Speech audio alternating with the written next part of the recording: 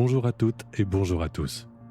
Je vous propose aujourd'hui une méditation qui vous permettra de poser un regard plus juste sur votre valeur. Cette méditation va révéler de vous ce que le doute avait fini par masquer. Bonne écoute. Et le doute en général n'est pas le problème, car il peut simplement montrer que vous avez assez d'humilité pour reconnaître que vous ne pouvez pas tout savoir, tout maîtriser ou tout réussir.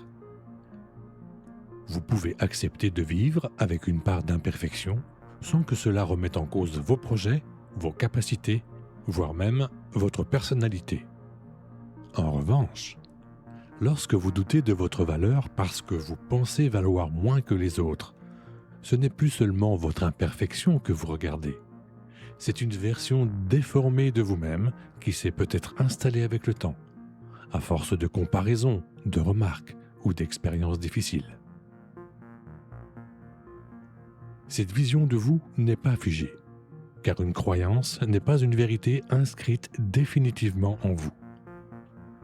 Cette méditation aura pour effet de vous permettre de porter un regard plus juste sur vous-même et ainsi de renforcer progressivement la confiance que vous pouvez vous accorder. Alors installez-vous confortablement, laissez-vous simplement traverser par la voie. Pas besoin de tout comprendre, la vibration fera le reste. Permettez-vous de prendre cet instant pour vous déconnecter du mental. Laissez simplement votre corps se poser là et sentez la manière dont il est accueilli. Votre respiration n'a pas besoin de changer, elle va s'ajuster, elle sait comment faire.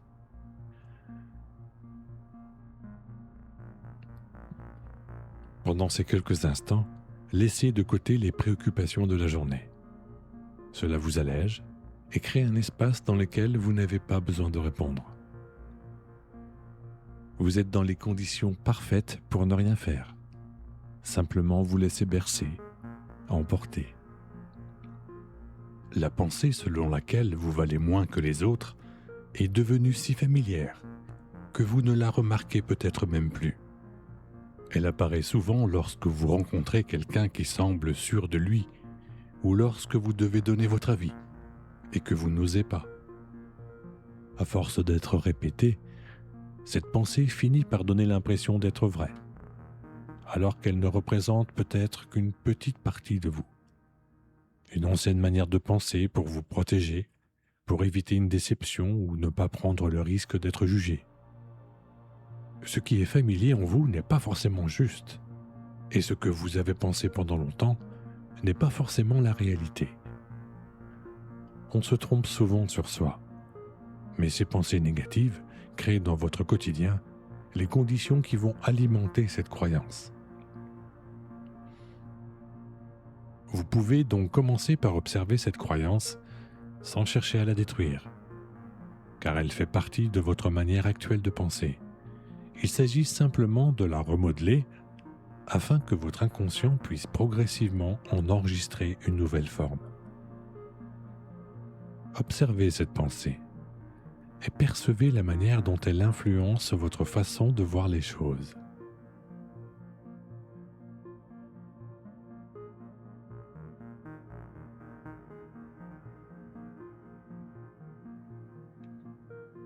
Lorsque vous vous regardez à travers le filtre de cette croyance, vous remarquez naturellement que tout semble la confirmer. Vous voyez plus facilement vos erreurs, vos hésitations, les moments où vous n'avez pas trouvé les mots. Dans le même temps, les qualités que vous avez exprimées et les efforts que vous avez fournis paraissent invisibles, comme si votre attention avait appris à éclairer seulement ce qui vous manque en laissant tout le reste dans l'ombre. Vous focalisez alors seulement sur une ou quelques erreurs parmi tant d'expériences. Mais elles prennent toute la place. Et pourtant, tout ne se résume pas à ces quelques instants. Il y a eu tant de réussites qui vous semblent anodines que vous en avez fini par les oublier.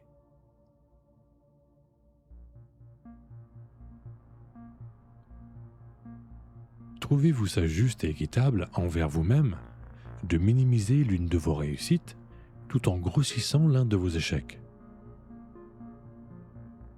La comparaison renforce souvent cette impression, parce qu'elle ne se fait presque jamais sur des bases équitables. Vous connaissez tous les efforts que vous avez consentis, mais vous ne connaissez pas ceux des autres.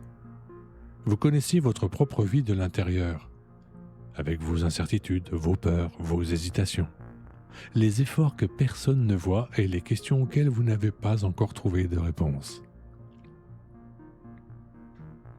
Vous observez généralement les autres de l'extérieur, alors vous voyez seulement ce qu'ils montrent, ce qu'ils réussissent, la manière dont ils parlent ou se présentent, sans connaître tout ce qu'ils traversent lorsqu'ils sont seuls. Rassurez-vous, les autres sont comme vous à ce niveau. Ils ont peut-être simplement moins envie d'être parfaits, ou ils s'en veulent moins lorsqu'ils échouent. Vous comparez votre croyance sur vous-même à une image partielle de l'autre, ce qui vous place généralement en position d'infériorité. Il est possible de reconnaître les qualités d'une autre personne, mais vous en avez aussi. Vous pouvez admirer ce qu'elle a accompli sans conclure que votre propre parcours ne mérite aucune considération. Il existe forcément des domaines dans lesquels vous en savez plus que l'autre, et inversement. C'est l'ordre des choses. Personne n'a tout en moins, tandis que d'autres auraient tout en plus. Alors, pour avoir une vision plus juste de vous, je vous invite maintenant à laisser revenir un souvenir dans lequel vous avez traversé une situation qui vous demandait un effort, de la patience ou même une capacité d'adaptation. Il n'est pas nécessaire de choisir une grande épreuve ni un événement spectaculaire. Il peut simplement s'agir d'une période pendant laquelle vous avez continué à faire ce qui devait être fait, alors même que vous étiez fatigué, inquiet ou incertain. Dans cette période, peut-être que vous avez dû apprendre quelque chose de nouveau, prendre une décision difficile, recommencer après un échec, ou simplement prendre soin de quelqu'un alors que vous-même étiez déjà fatigué.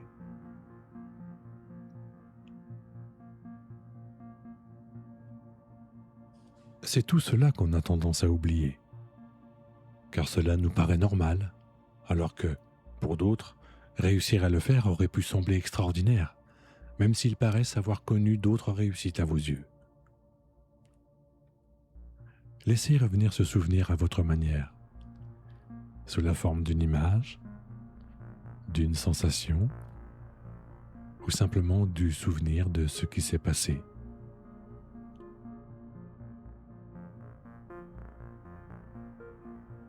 À cette époque, vous ne saviez peut-être pas exactement comment la situation allait évoluer et vous n'aviez probablement pas toutes les réponses. Et pourtant, vous aviez trouvé une manière d'avancer en faisant un pas après l'autre, en vous adaptant ou en changeant ce qui devait l'être. Ne trouvez-vous pas que vous avez eu du courage ?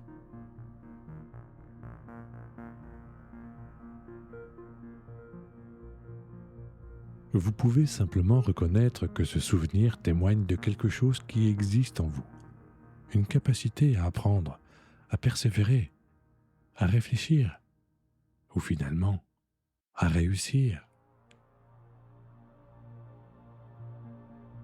Ce que vous avez mobilisé à ce moment-là ne s'est pas volatilisé. Vous avez peut-être simplement pris l'habitude de ne plus le voir, parce que votre attention s'est davantage portée sur les difficultés rencontrées que sur les capacités qui vous ont permis à les traverser.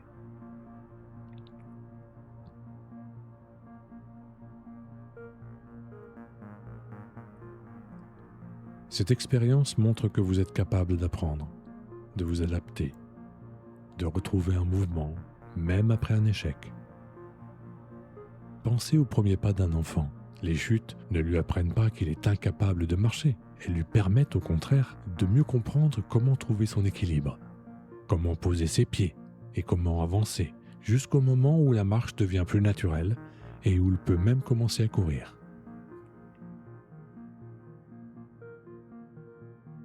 En prenant le temps de regarder cette réalité, vous pouvez comprendre que la confiance en vous ne dépend pas de l'absence d'échecs ou de doutes, mais de la capacité dont vous apprenez à les considérer, en reconnaissant également les progrès et les réussites qui ont pu les suivre.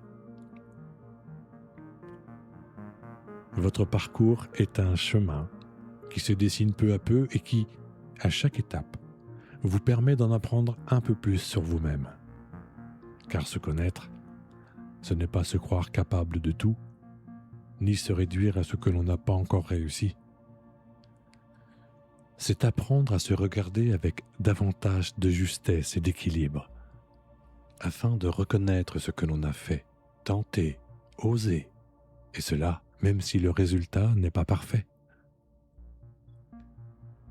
C'est reconnaître aussi qu'il s'agit d'un apprentissage qui vous mène vers la réussite et que vous pouvez être fier même d'avoir rencontré l'échec, tout simplement parce que vous avez eu le courage de tenter.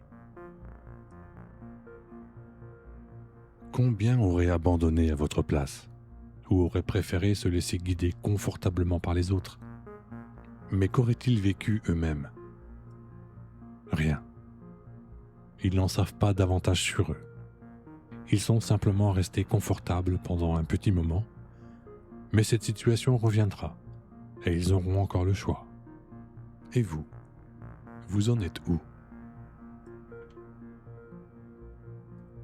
Peut-être pouvez-vous simplement reconnaître aujourd'hui que la confiance et le courage ne consistent pas à ne jamais douter, mais à avancer malgré le doute, sans avoir besoin de tout savoir ni d'être certain du résultat. Il suffit parfois d'accepter d'essayer, même par petites touches, pas après pas, d'apprendre et de découvrir progressivement ce dont vous êtes capable. Réécoutez cet audio autant de fois que vous en aurez besoin. Laissez germer cette idée, vous en récolterez bientôt les fruits. Je vous souhaite le meilleur. À bientôt.